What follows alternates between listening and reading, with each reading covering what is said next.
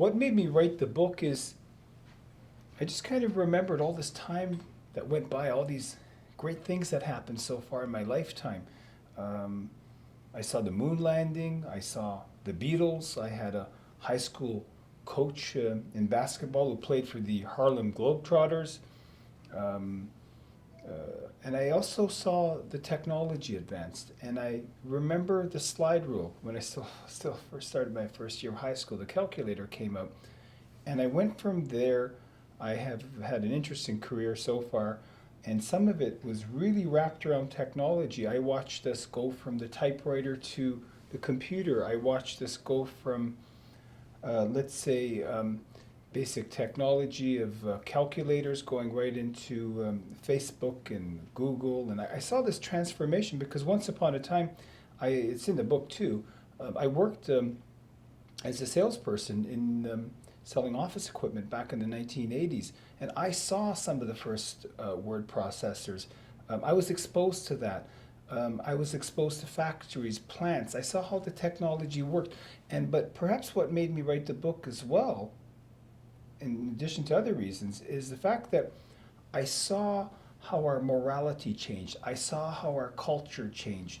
And I sat down one night and I said, okay, this is the West, and I think I can say fairly that it's changed the world like no other civilization since, or before at least. And I said, how do we go here? How do we get from the Beatles to hip hop? How do we get from the slide rule, okay, to artificial intelligence and Google?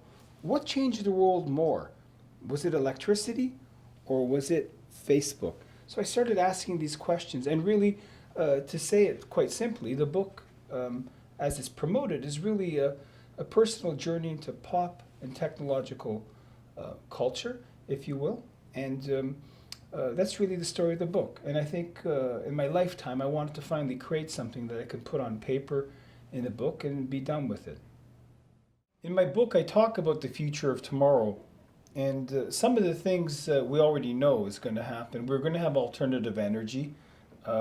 One day, it's just not going to be acceptable to use the current fossil fuels we use. In the future of tomorrow, I think we're going to see a factory that's so highly automated with robotics. I think we're going to see a highly trained workforce. Maybe you might find 3 or 4 people in the plant. In fact, we're seeing this today with about 20 working in the office.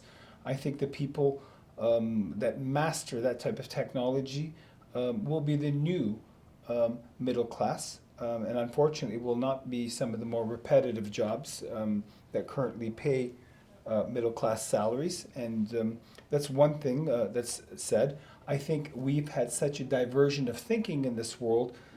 We're going to be on space stations so we can kind of perhaps live with people who have our same value systems as we do in countries now, but that's going to expand in space. But I think the future of tomorrow is going to be all that and so much more. But what I'm seeing really right now, we're living in a world where there's so much tension, there's so much polarity of thoughts and in terms of lack of getting along.